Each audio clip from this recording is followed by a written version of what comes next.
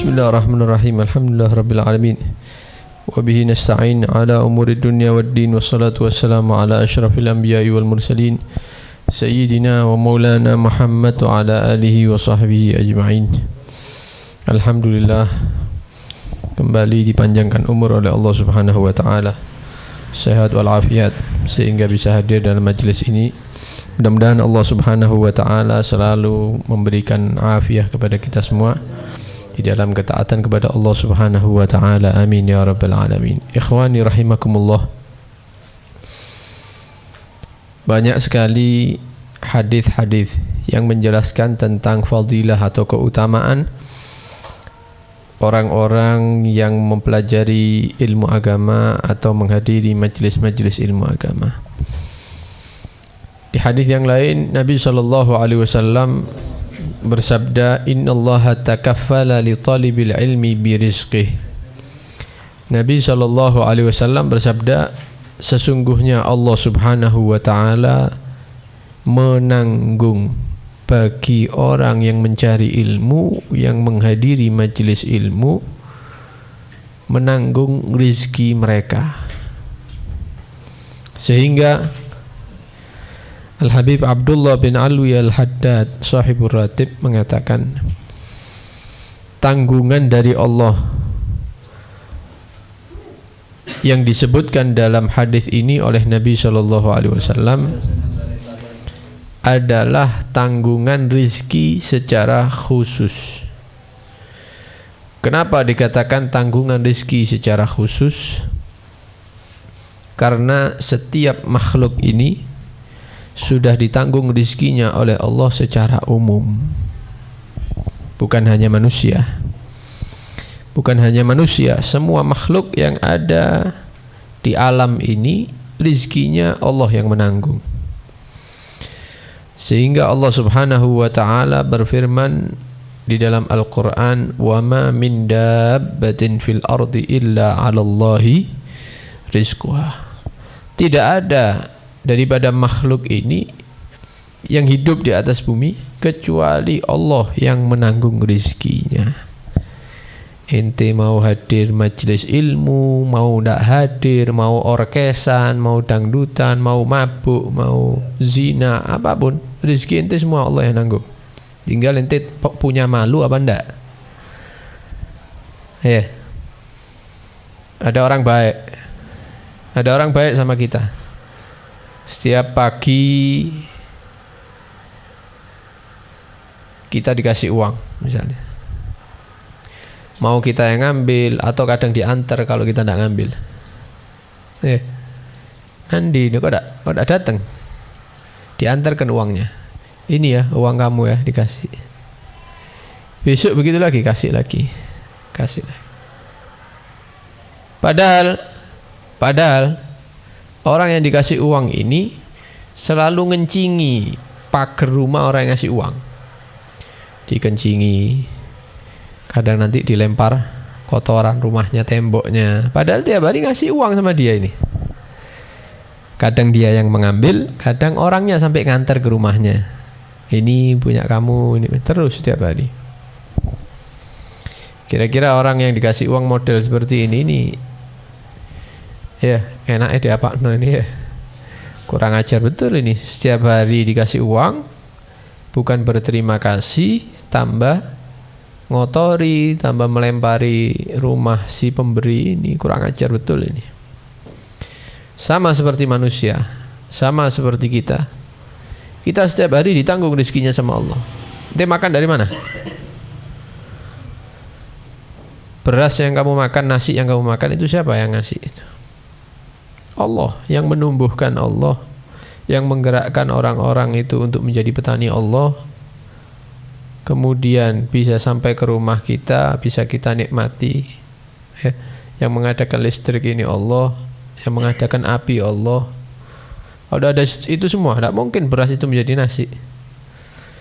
Kemudian sampai di hadapan kita, di piring kita makan.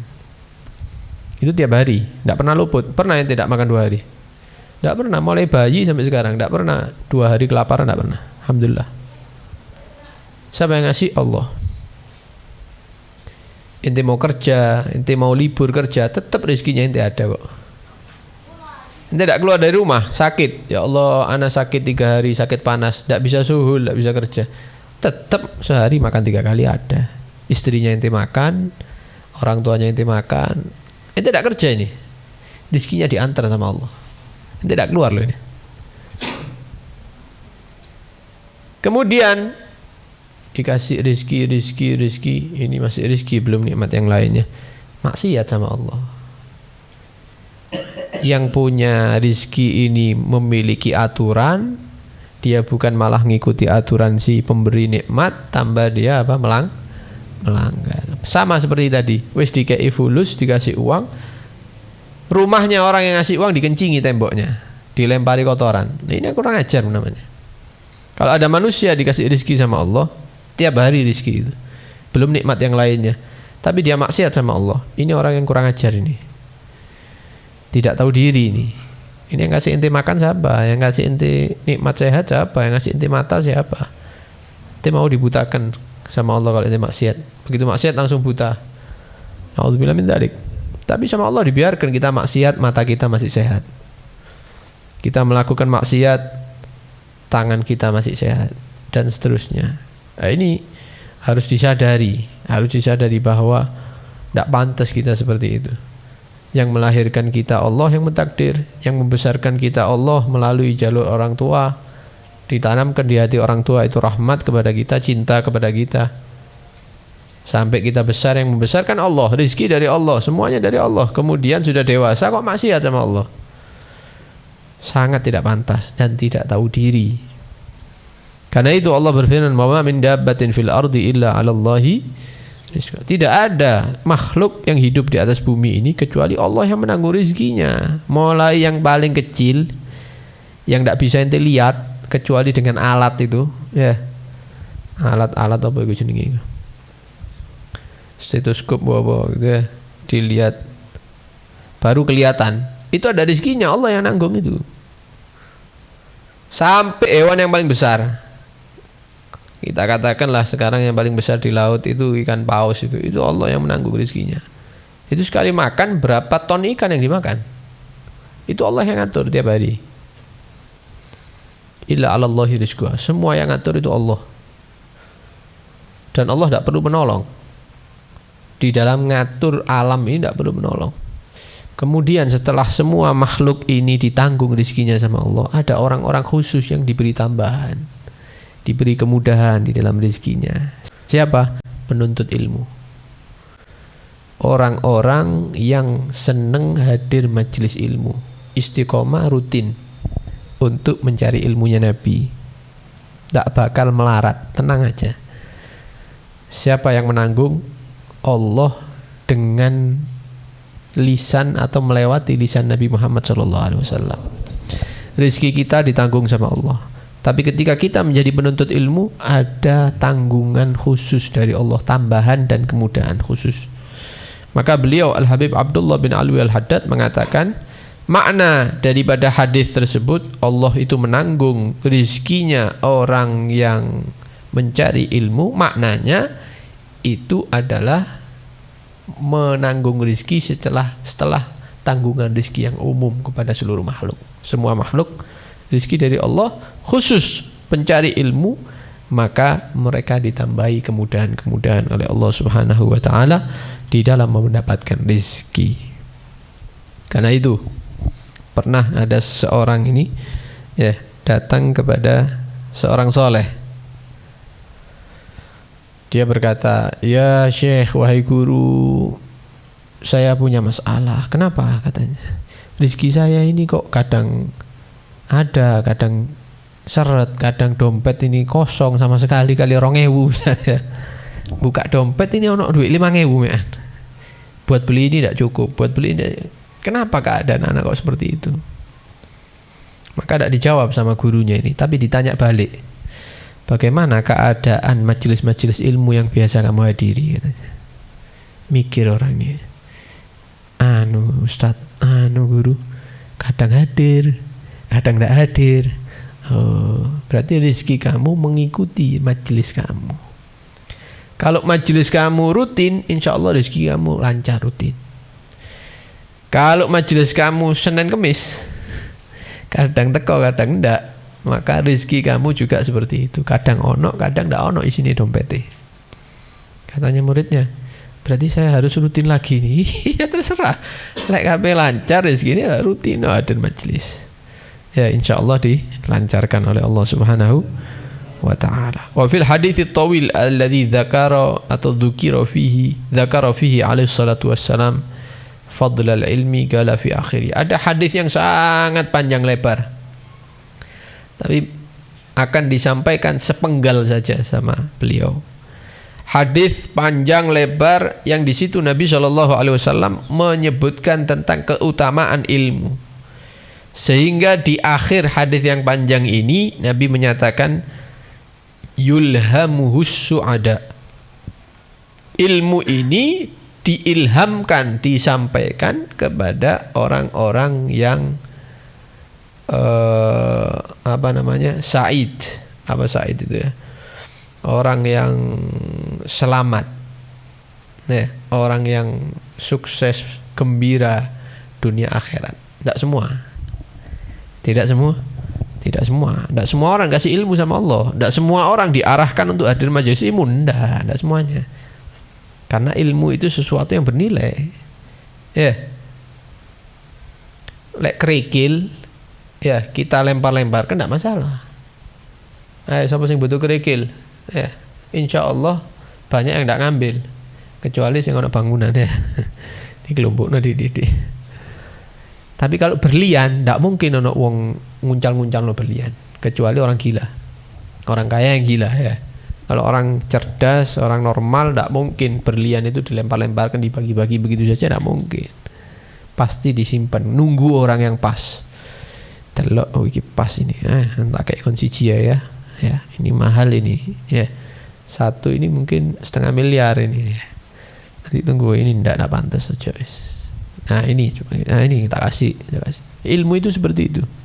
Tidak sembarang orang dikasih ilmu sama Allah. Tidak sembarang orang diundang untuk hadir majelis ilmu. Tidak semuanya. Tapi dipilih suada, orang-orang yang akan bergembira dunia akhirat, itu yang dipilih sama Allah. Jadi jangan kaget majelis orkes lebih ramai daripada majelis maulid. Jangan kaget, biasa itu. Karena berlian itu tidak mungkin dilempar-lemparkan, dibagi-bagi cuma-cuma, tidak mungkin. Tapi orang-orang tertentu saja. Karena itu beruntung orang-orang yang dipilih sama Allah, ya, kemudian diarahkan sama Allah dari rumahnya, terus digerakkan sama Allah langkah demi langkah, atau putaran bannya dia, terus Allah yang gerakkan terus sampai duduk di majelis ilmu, mendengarkan hadis Nabi, mendengarkan ilmunya Nabi. Itu orang-orang pilihan berarti. Orang-orang pilih. Cuman orang-orang pilihan ini ada yang tetap, ada yang enggak. Ono sing tetap, ya alhamdulillah, mulai kenal majelis sampai mati ahli majelis. Ada yang awalnya tok koyo wah, guru ngono sing teko dhek teko pisan. Tapi ya. Paham ya? Durung ono teko dhek sing beber karpet. Yang lain pulang, dia tidak pulang, dibersihkan majelisnya ini. Tapi oleh setahun mandek guys, tidak ketemu mana. Nanti fulan itu tobat Ustaz. Penmuli itu ke majelis pijet misalnya, kesel di Jenny. Nah, ini perlu dipertanyakan ini ya. Niat hadir majelis temenan apa cari pujian orang gitu ya.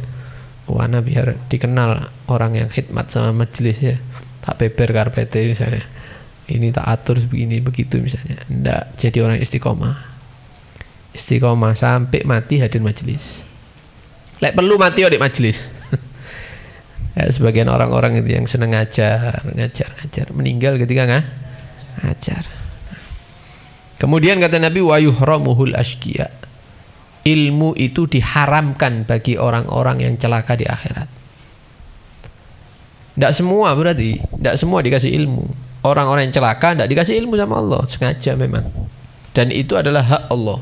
Tidak dikatakan zalim Allah. Karena semua yang ada di alam ini adalah milik Allah. Kayak ente beli mainan, ya, beli orang-orangan itu, Kemudian 5 dari orang-orangan ini ente taruh. Ini lakone misalnya. Ya. Yang 5 ini golekan ini bajingan nih. Loh, zalim ente. Zalim. Enggak, punya anak kok. Mainan ini punya anak yang beli. Terserah anak mana yang bajingan, mana yang polisi, terserah. Mana yang baik, mana yang buruk, terserah anak. Allah juga seperti itu. Semua ini milik Allah. Mau yang dijadikan bajingan itu terserah Allah. Yang jadikan ahli majelis, ya ahli majelis. Terserah Allah. Dikatakan zalim Allah, tidak zalim milik Allah, terserah Allah. Karena itu selalu minta kepada Allah Subhanahu wa taala ats-tsabat supaya ditetapkan sama Allah keadaan kita ini insyaallah seperti ini dan lebih baik insyaallah. Walaysa min syai'in yajma'u jami'an wa il khair ghaira as-sa'adah walaysa min syai'in yajma'u jami'an wa isyar siwa syagawah. Tidak ada satu hal yang mengumpulkan seluruh kebaikan kecuali kegembiraan dunia akhirat. Tak ada. Nomor 1 kegembiraan itu dunia akhirat. Kita jadikan orang yang gembira dunia akhirat itu adalah kebaikan yang paling sempurna. Dan tidak ada kejelekan yang mengumpulkan seluruh kejelekan melebihi kalau kita dijadikan ditakdirkan sebagai orang yang celaka dunia akhirat. Alhamdulillah min dzalik. Karena itu kita mohon kepada Allah Subhanahu wa taala, mudah-mudahan Allah selalu memberikan petunjuk kepada kita. Kita jadikan orang yang diridhoi oleh Allah Subhanahu wa taala dimanapun kita berada, kapanpun. Mudah-mudahan selalu diridhoi oleh Allah Subhanahu wa taala. Mudah-mudahan diberikan kekuatan dan rasa cinta kepada majelis-majelis yang di situ dibacakan hadis Nabi sallallahu alaihi wasallam, ilmu Nabi sallallahu alaihi wasallam. Amin ya rabbal alamin. Dan mudah-mudahan majelis-majelis seperti ini menjadikan penyebab oleh Allah Subhanahu wa taala kita menjadikan orang-orang yang bergembira dunia dan akhirat. Amin ya rabbal alamin. Wa sallallahu ala sayyidina Muhammad wa alihi wasallam. Walhamdulillahirabbil alamin. Wassalamualaikum warahmatullahi wabarakatuh.